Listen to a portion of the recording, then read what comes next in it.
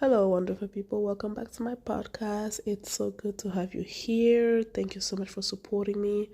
We have reached our 250, I believe, mark. It's a wonderful growth. It's been interesting seeing how things are going within the community. So thank you so much for supporting me. Please don't forget to check out my blog, seetheworld.com. Over there, there's a lot about traveling, travel tips, where to go, where to eat, what to do, what to not do, and a lot of personal travel stories that I've had over the last 6 years. So please don't forget to check it out. So for today's episode, we are going to talk about football and the African identity. And when I say football, I mean like football, the one that you play with your foot. Like, this is the one thing I'm not American about. I do not call it soccer. I call it football, like normal people call it football. I guess I get in trouble with my American friends sometimes. Sometimes if I want to tease my friends who play American football, I'll be like, "Do you play the real one or the American one?" And they get so mad. Like, that was like the best way I got back on my friends during college and even now, because I know some football players and everything. So to tease them, I'd be like, "Do you play the real one or the American one?" But yeah, so we're gonna call it football, the one with your foot that everywhere around the world plays, and call it football and the African identity. And this theme came to me because we are in football season. It is CAN 2024 in Africa, Conference of Nations. There's a lot of spectacles, there's a lot of traditions to just see how this event bring not just joy, but like make us proud of our individual African countries and our identities as either Congolese, Senegalese, Ivorian, all of that. Like, it is so beautiful for me to see. As a kid who grew up in a diaspora, who like our art and our athletic abilities is have always been innate in describing our identity, right? And when I was just looking at the opening ceremony, it just reminded me of how when last summer I went to DC and I went to the African American Museum for the first time, and I was going through these exhibits and everything, and then there were like the war, like the black veterans and everything, and reading the stories and seeing how black men were enlisting in the military as a way to earn their American identity, or as a way to, and they were hoping that by fighting for America, like the country, they would be seen as American. It was their way to earn their American identity. It was their way to earn the love from the American public and everything. And realizing how in our history as black people we had to earn our dignity is interesting, because that's how I feel when I watch Khan. Like, I feel like through football we are able to earn our dignity as Africans in front of the world. Let me explain. If you think about how the creation of the African as this barbaric, uneducated loser in need of a handout and everything, you start to realize how, and you also start to realize why a lot of African kids and black kids in general grew up resenting being African, resenting being black and everything, because it just represented so much negative things. you will see people now want to be black. You will see people now want to show their Africanness, right? And the continent of Africa and black people in general, we've been maybe like, except for like Native Americans or the native populations in different parts of the world, we've been taught to not like who we are, to not like anything that we have to offer, to not love our tradition, to think of them as outdated and archaic, bizarre, weird. So as a people, we go about our day sometimes unconsciously refusing to display anything that will make, like, where people will view us as weird. And I have experienced that because when we moved to the United States, other black people, sometimes Africans, they will make fun of the stuff that I was doing, and they will be, and even people in Africa, like I remember when I presented my thesis and I was video calling with my oldest brother who lives in Africa, and I did not have braids. I just put my hair in a ponytail and everything, and I have kinky hair, right? And I remember him saying, "When you presented your thesis looking like that," I'm like, "What do you mean I look cute?" He's like, "Why didn't you do your hair? Like, why didn't you buy a wig? Why didn't you know?" And I'm just like, the hell? Like, I look fine just the way I am, right?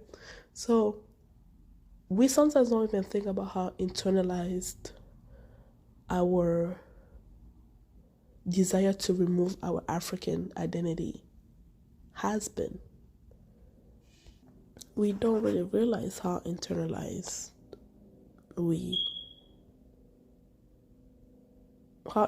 like self-hatred of being African or being black that we have.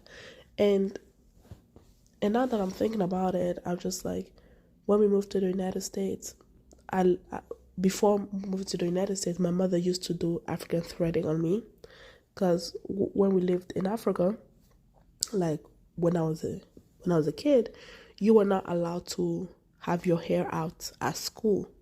So she would do African threading because she refused to cut my hair, right? She would do African threading and everything. And so I was not really raised with doing single braids and weave and all of that. And again, I'm a little kid. You're not supposed to have that in your hair. Like, we would have that like over summer break. And because it was too hot, I wouldn't even last long with it, because when school came back out, like, we needed to take off the braids and all that, because either it had to be laid in cornrows, like natural cornrows with your hair, or African threading, or you have to cut your hair. So when we moved here, so that's what like I grew up with. So when we moved here, I was like, I'm not used to the single, and I think maybe that's why I'm not really like picky with like learning how to glue a wig, or because it's not something that has been internalized for me to do. But when we moved to the United States, when I asked my mom to do African threading and everything, she's like, "No, we're here now. Why don't you do braids and everything?" Like, because in the summer I leave my hair out, but in the winter, because of I live in New England, you have to put in braids so that my hair don't break.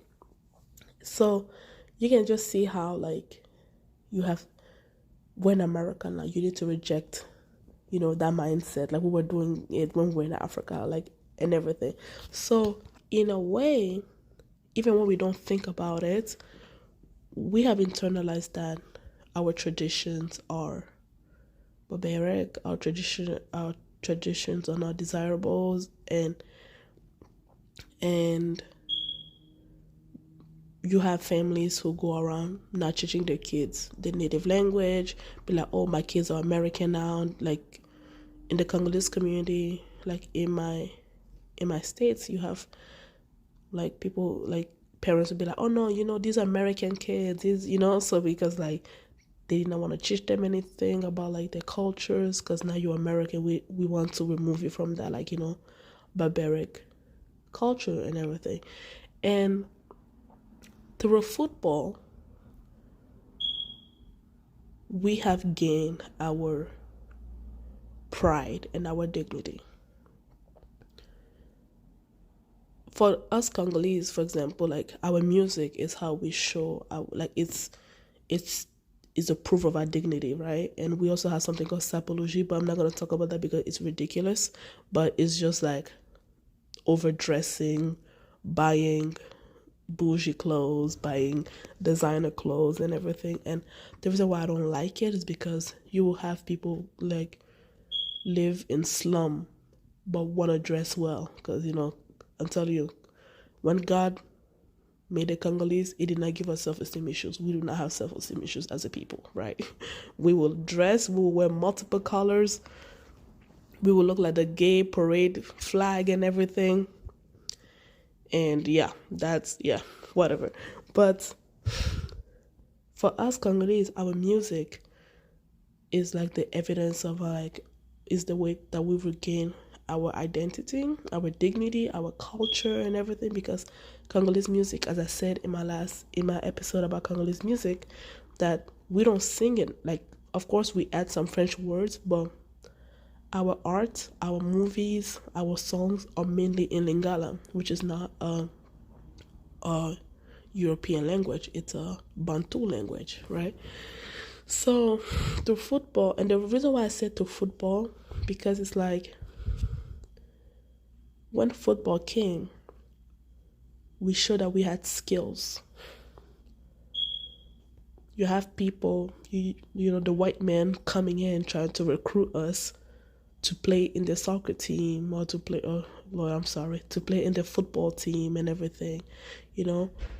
Some of the best players in the football leagues, regardless of country, are from Africa, or are people of African descent, or they live in the African diaspora. Football signified what going to war signified for Black Americans, right? For Africans, football was like the way to earn our respect as a people. When you go to France, the French national team, they're all diaspora kids. They're all African diaspora kids, right? And the funny thing is, like, a lot of African immigrants who live in Europe and even in the United States here, because they know that the system is not in their favor, at least in America, like, a kid can get an education and become somebody. But in Europe, because the road to like becoming somebody through education is sometimes blurry, football ensures that that immigrant family have status in Europe. Football ensures that they live the European dream. So you have a lot of immigrant parents put their kids to football camp, and they're very like consistent with it, more than they are consistent with school, in order to ensure that the family history get flipped from beggars to people with dignity now. And the powers that be, they use football to make you feel wanted, to make you feel needed.